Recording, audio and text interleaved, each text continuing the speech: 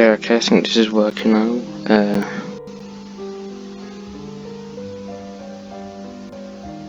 Yeah. Okay, let me see. Let me sort everything out, because I haven't done this beforehand.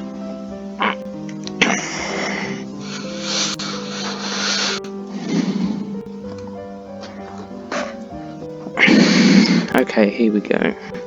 Hopefully you can't hear external noise now, because my channel is tank oriented. I'm going to be reviewing this video and how bad it is, because I think it's the Discovery Channel. Give me a sec. Discovery Channel. At least it's not the History Channel. I suppose I was at Belton Cooper on once. He was a tank mechanic and he was just like, yeah, we just repair tanks with like just branches or whatever, which I don't think they did, to be perfectly honest. I think it's just a bit of, you know, oh, I hate the man and all that. So anyway,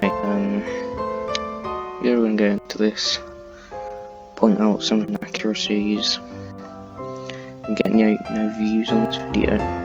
Let's go, I guess. Oh, and also, by the way, if this is not quality, which it isn't, there we go. My computer cannot handle more than a pixel at a time, so if the screen freezes, well, what's that? Okay. Oh god. It's even worse. Like this. Why? Yeah, okay.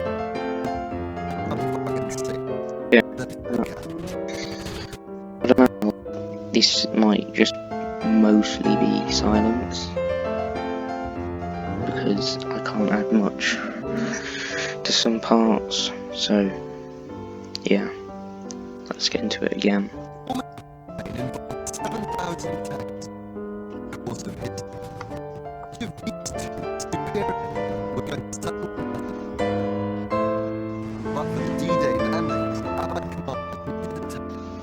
I didn't do that.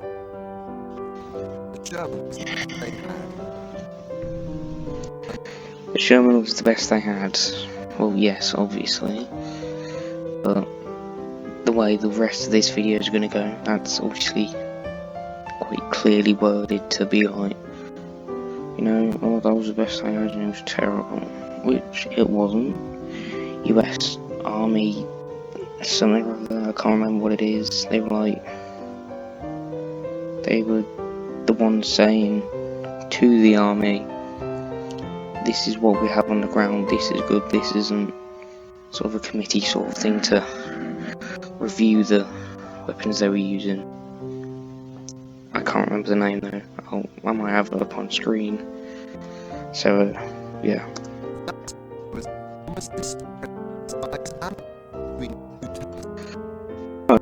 No, that's because Germany can't handle having something smaller than the KV-2. Well, probably not, but you know, that's how the joke goes, you know. Hitler wants, you know, his stuff to be much better than everyone else's, you know, as well as their race being the superior one. Their technology also has to be the superior one. So let's over-engineer it, make it last years in manufacturing, and make it live longer than the expected life expectancy of the universe.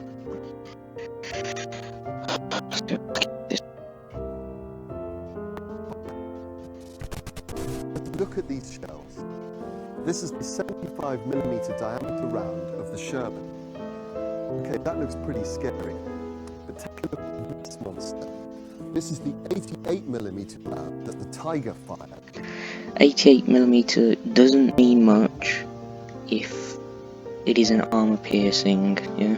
That could be an HE round for the Tiger, or the 88mm gun. And that could be an armor piercing one for the Sherman, or the 75mm again, sorry about that. You know, that HE round from the 88mm might just explode on the side of the Tiger, do nothing, while the AP goes straight through the Tiger. So, you know, yeah, I'll go back in.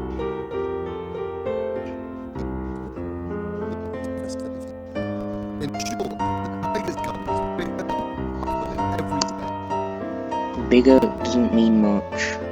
If, like, for example, an 88mm pitted against a Mark 1, that's just going to go straight through the front, straight out the back, not do much damage. If it's like a time delayed explosion, like so it goes in the tank and explodes, it's going to go through the tank, out the back, if it's really thinly armoured. So a bigger gun doesn't always mean it's more effective. Lighter, the Americans used much thinner armor. Yes, because they weren't facing Tigers all of the time. It was usually Panzer IIIs or Panzer IVs, because that's what the Germans were using. They'd mostly used up all their Panzer Is and IIs by, you know, 1943, 1944. Probably only used as scout vehicles now. So, you know, it doesn't mean much for them to be lightly armoured, if that's what Panzer IIIs and IVs are having as well. And they're going at roughly the same speed, so it doesn't mean much at all. Almost half the thickness of the Tiger. The difference this makes, we've come to an ordnance testing range on Salisbury Plain. We've set up an experiment to replicate the effects of a direct hit from an 88mm round on the 2-inch thick side armour plating of a Sherman tank. Side armour plating, but it's angled up. I'll let you guys figure that one out. Also, what they're going to do here is one experiment, not multiple, and I assume this canister thing on the front can only work at point blank range, but that's not very fair, because the Tigers might be, you know, taking on the Shermans at something like 500 meters, a kilometer, something like that. You know, they're not going to be right up in front of the Shermans. They're going to be trying to ambush them.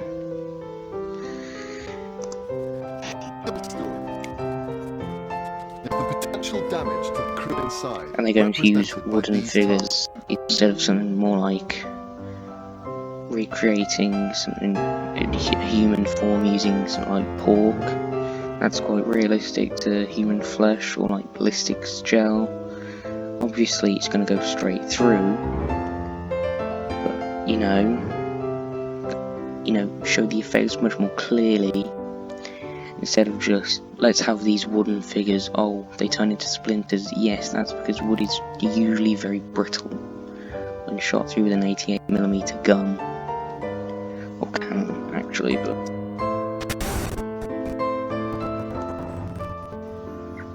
we've also set up high-speed video cameras to record the impact and show how well the armour stands up to the modern equivalent of the Tiger's deadly firepower. Take a look at this. Confirm range clear all round. Stand by. 3, 2, 1.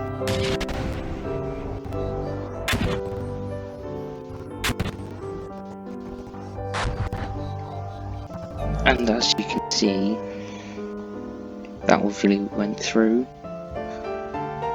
You know, the 88mm is going to go through that amount of steel plating because it's a bigger caliber, it has a better armor piercing capability, obviously, you know, but how about trying to test this at longer ranges? And it's more like an explosion, or sort of like how, because essentially what a shell is just, or what the projectile is just a big lump of metal being thrown at very high speeds, obviously. It seems more like it's been and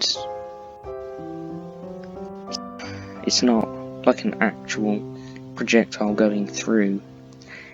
It's more like a shockwave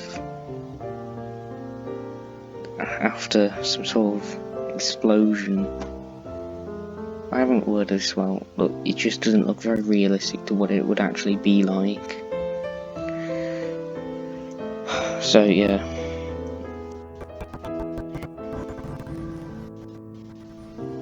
Also, this armor plating hasn't been like, it's not very strong on its own, but with a tank, it has more armor plating around it that you can spread the shock waves to.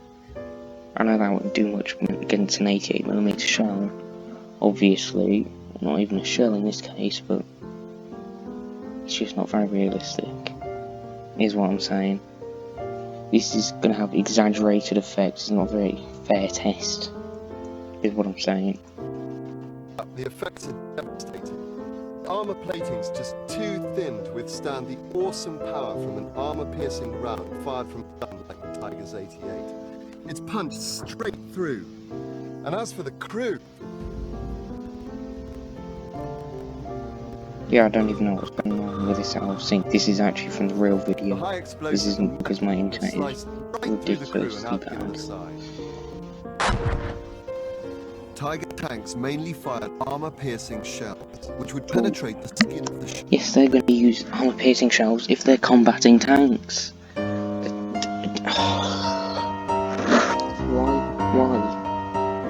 Who has to say they're going to shoot armor-piercing rounds? No, they're going to use HE shells, aren't they? Yes, of course they are.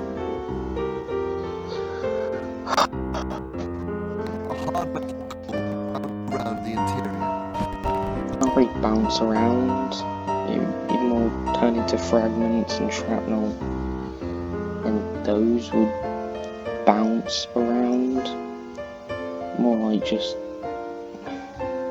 come off the shell,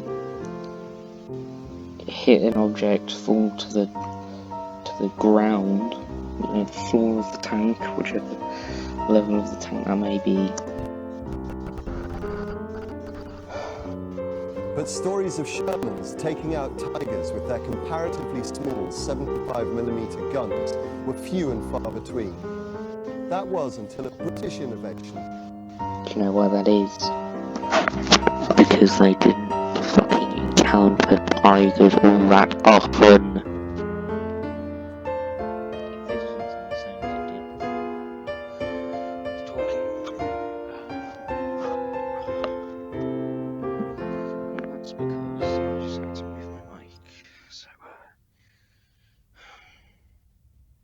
Also, I was just using a blanket to cover myself, so hopefully the audio would be better. Probably isn't. And, yeah, and that probably just sounded horrible just then. Let's get back in though. To a tank challenged Tiger. The Firefly.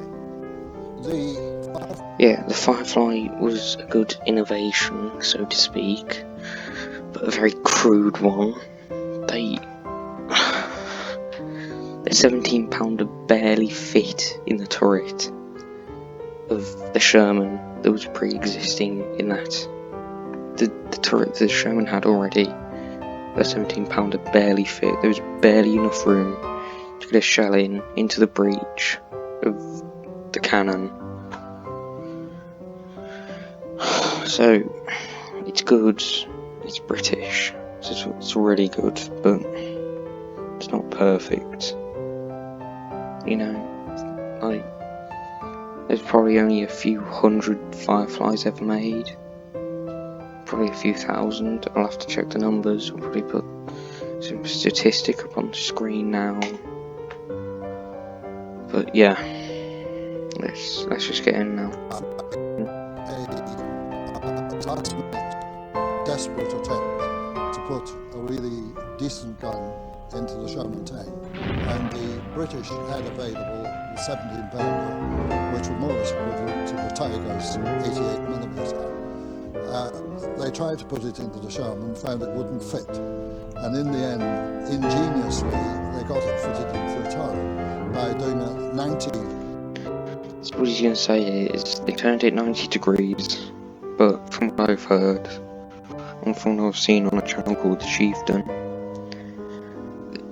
most tank guns had this. They had it twisted because in a turret, especially one that's curved to the top, the loader doesn't want to go over the top of the breech, then load a shell in. Doing that, they want to just get one into the breech as quick as they can, so it's probably going to be rotated to where the loader is. You know, it's just sort of like, say on a battleship, of course, or any warship actually, they're probably not going to have, you know, the space problem that a tank does. So they're probably going to have the guns with a breech facing upwards. Or upwards is it sort of... Look, I don't know how to word it, okay? But it will be changed from the standard naval thing that will be there, is what I'm saying. And they were able to put into the rather smaller turret of a Sherman. This is the Sherman as it was originally developed with a 75mm gun.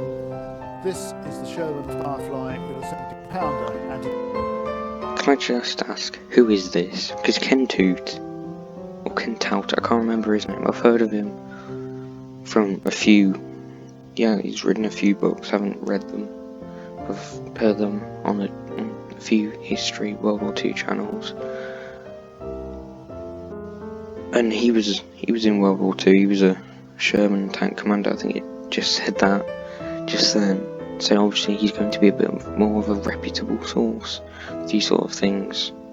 It seems like they've just dragged this homeless man out with model tanks, just saying, yeah, this one I was 75mm, this one I was 76mm, look at the turret, ooh. Yeah, okay, homeless man. You know. pea shooter. The pea shooter. That's not a pea shooter. To a Tiger and a Panther, yes. To a Panzer IV and a Panzer III, bunkers, pillboxes, what they're going to be encountering in support of the infantry, that is just going to destroy. That's what the Panzer IV had in later variants, when the role of the Panzer III and Panzer IV switched around. So, yeah. It's not a pea shooter, is what I'm saying.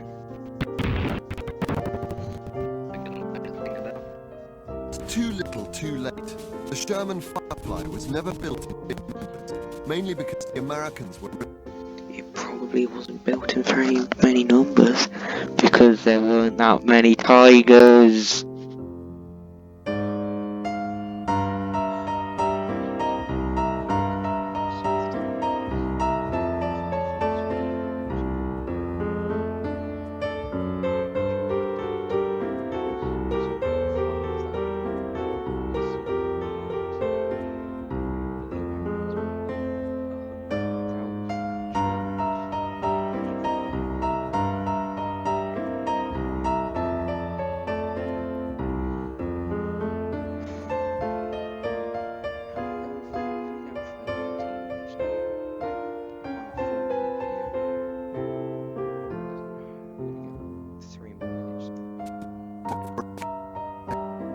Only 4 British Shermans ever housed the Tiger-killing 17-pounder.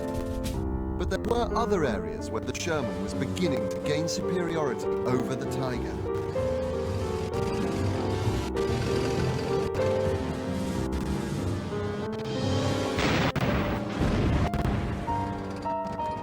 At almost twice the weight of the Sherman, the Tiger could only reach a top speed of 23 miles per hour. The Sherman was much faster.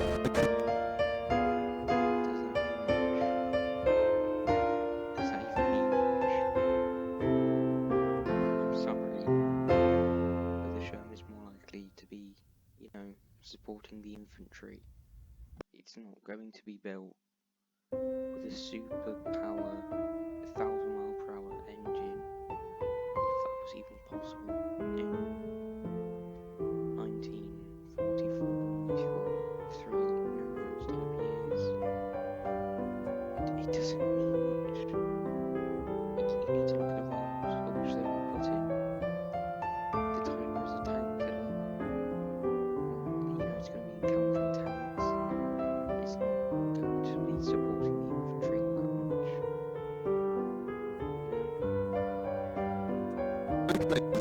The Tiger, which is Sure. Oh, okay. Brilliant, we've reached the end of the video. Surprisingly, I think the history challenge back yesterday was but the Discovery Channel to this thing is monstrosity. I seem to just go Tiger good, Tiger good. Don't actually look at why the show was built the way it was. You don't seem to see very many people looking at why the show was built.